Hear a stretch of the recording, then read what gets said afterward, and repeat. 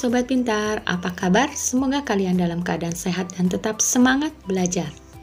Senang rasanya Kak Pintar bisa bertemu lagi di pelajaran Bahasa Indonesia.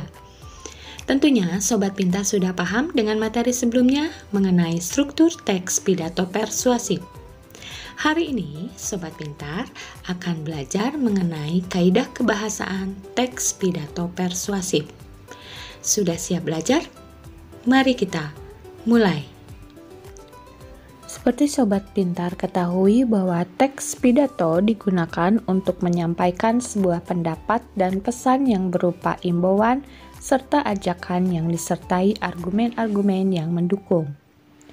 Ciri-ciri kebahasan yang muncul dalam teks pidato persuasif diantaranya: 1. Penggunaan kalimat aktif. Mengapa disebut kalimat aktif? Karena subjek langsung melakukan kegiatan atau aktivitas tertentu terhadap objek. Pada dasarnya, fungsi kalimat ini adalah menjelaskan bahwa seseorang sedang atau telah melakukan sesuatu. Sekarang kita perhatikan contoh kalimatnya. Pertama, pada pagi ini saya akan menyampaikan pidato tentang narkoba. Kalimat 2, narkoba bisa menyebabkan lumpuhnya masa depan generasi muda. Kalimat 3, pemakai narkoba terus bertambah di Indonesia. Jika Sobat Pintar perhatikan dari ketiga kalimat itu, ada ciri khas dari kalimat aktif. Yang pertama, predikatnya berawalan me atau ber. Tentunya Sobat Pintar tahu ya, imbuhan me bisa bervariasi menjadi mekan, mei, memperkan, memperi. Demikian pula dengan imbuhan ber bisa berkan atau beran. Nah, dari tiga kalimat itu, mana predikat yang berawalan me dan ber? Tentunya Sobat Pintar bisa menunjukkan. Kalimat pertama yaitu kata menyampaikan, kalimat 2 menyebabkan, dan kalimat ketiga bertambah. Ciri yang kedua yaitu subjek selalu melakukan sebuah tindakan langsung. Sekarang mana subjek dari ketiga kalimat tersebut? Kalimat pertama subjeknya saya, tindakannya akan menyampaikan. Kalimat 2 subjeknya narkoba, tindakannya bisa menyebabkan. Kalimat 3 subjeknya pemakai narkoba, tindakannya terus bertambah. Bagaimana? Bisa dipahami? Nah, ciri yang ketiga tentunya setiap kalimat memiliki pola ya. Kalian sudah pernah belajar di kelas 7 dan kelas 8. Pola kalimat bisa berpola subjek, predikat, objek, subjek, predikat, objek keterangan, keterangan, subjek, predikat, objek, atau subjek, predikat, keterangan. Ciri kebahasaan yang kedua yaitu penggunaan kata sapaan. Sobat Pintar tentunya masih ingat dengan pembukaan teks pidato persuasif. Pada bagian tersebut terdapat kata sapaan yang digunakan sebagai ucapan penghormatan. Sapaan hormat biasanya dimulai dengan menyebutkan terlebih dahulu orang yang dianggap lebih tinggi jabatannya, kemudian seterusnya sampai dengan jabatan yang paling bawah. Masih ingat dengan contoh berikut? Kata sapaan adalah kata yang digunakan untuk menegur sapa orang yang diajak berbicara atau orang kedua. Yang dimaksud dengan penyapaan adalah menyapa langsung, baik ketika berhadapan atau tatap muka maupun melalui media seperti telepon atau media lainnya. Nah, penulisannya seperti apa ya? Pedoman Umum Ejaan Bahasa Indonesia atau PUEBI menjelaskan bahwa huruf awal kata sapaan ditulis dengan huruf kapital. Kembali pada contoh, jika Sobat Pintar perhatikan, penulisan kata ibu dan bapak huruf awalnya ditulis dengan huruf kapital. Nah, bagaimana posisinya jika Sobat Pintar berpidato di hadapan adik-adik kelas? Maka, sapaan yang digunakan adalah sebagai berikut. Perhatikan huruf awal kata adik ditulis dengan huruf kapital. Untuk menguji pemahaman Sobat Pintar tentang kata sapaan, saya akan membacakan kalimat. Setelah selesai, secara spontan Sobat Pintar jawab benar atau salah. Kita mulai ya. 1. Kemarin ibu saya pergi bersama paman ke Bali menengok nenek yang sedang sakit. 2. Akhir-akhir ini nenek memang sering sakit. 3. Selamat malam Tuan, silahkan dicicipi hidangannya. 4. Wow, suara kakak sangat bagus.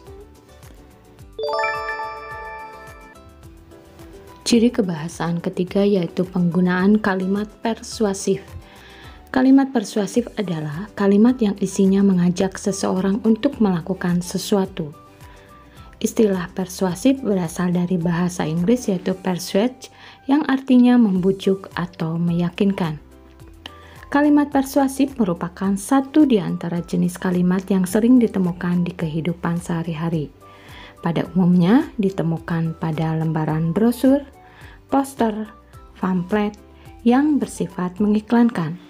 Dan tentunya materi yang sedang kita bahas saat ini pidato persuasif. Dalam kalimat persuasif ada makna perintah, tetapi disampaikan secara tersirat atau tidak langsung, dan sifatnya tidak memaksa. Hal inilah yang menjadi perbedaan antara kalimat persuasif dan kalimat imperatif. Berikut perhatikan contohnya. Ciri kebahasan keempat yaitu penggunaan kosakata emotif, yaitu sebuah kosakata yang berhubungan dengan perasaan yang bisa membuat para pendengar tersentuh. Sobat Pintar tahu kan bahwa pidato persuasif menggunakan 3 pendekatan komunikasi. Salah satunya pendekatan emosi atau patos, yang mana seorang pembicara seyogyanya memiliki kemampuan emosional yang baik dalam mengelola emosi, empati, dan persuasi. Melalui kadar empati dan persuasi tersebut akan terbangun komunikasi yang produktif. Kosakata emotif adalah kata-kata yang mengandung pikiran dan perasaan baik yang negatif maupun positif yang bersifat subjektif sehingga menciptakan imajinasi yang merangsang panca indera. Sekarang, Sobat Pintar perhatikan contoh berikut.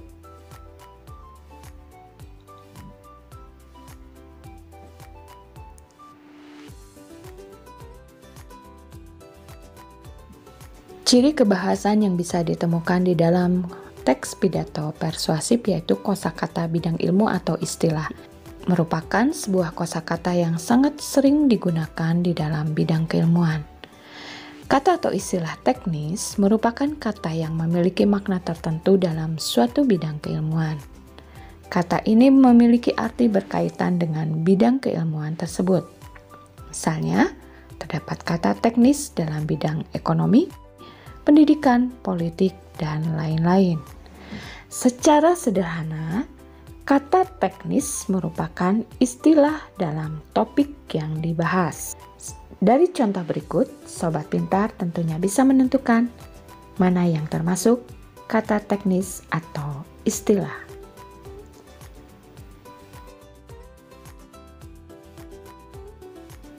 Ciri kebahasan keenam, di dalam teks pidato persuasif menggunakan antonim atau sinonim. Antonim adalah bentuk kata yang berlawanan makna dengan kata yang lain. Sobat Pintar, perhatikan contoh berikut.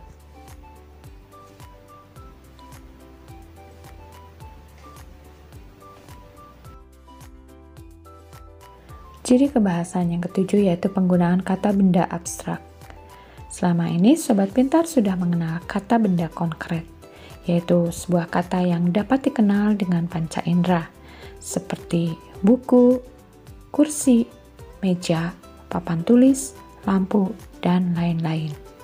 Kata benda abstrak merupakan sebuah kata benda yang tidak ada wujudnya atau sebuah benda yang tidak bisa dilihat oleh mata. Kita perhatikan contoh paragraf berikut. Dari paragraf ini bisa ditandai kata yang termasuk kata benda abstrak, yaitu permasalahan, kehadiran, perjalanan. Jika sobat pintar perhatikan, ketiga kata tersebut dibentuk dari kata berimbuhan. Yuk kita bahas. Kata permasalahan itu dibentuk dari kata dasar masalah yang merupakan kata benda ditambah imbuhan per-an. Kata kehadiran dibentuk dari kata dasar hadir termasuk kata kerja ditambah imbuhan ke-an.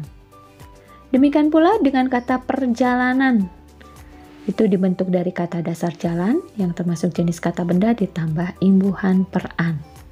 Kita cari contoh yang lain ya supaya sobat pintar bertambah paham. Tapi kita mulai dengan kata dasar terlebih dahulu. Kita ambil kata bahagia termasuk jenis kata sifat. Ditambah imbuhan ke-an, maka membentuk kata benda kebahagiaan.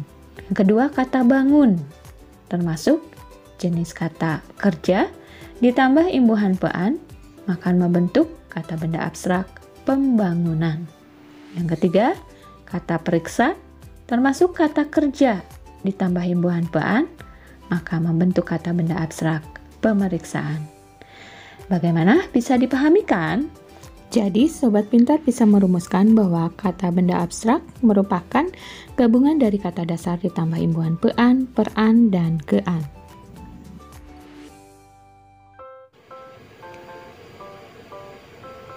Semoga materi hari ini bermanfaat. Untuk tugas, kerjakan ya, ada di deskripsi. Sampai bertemu lagi dengan materi-materi berikutnya.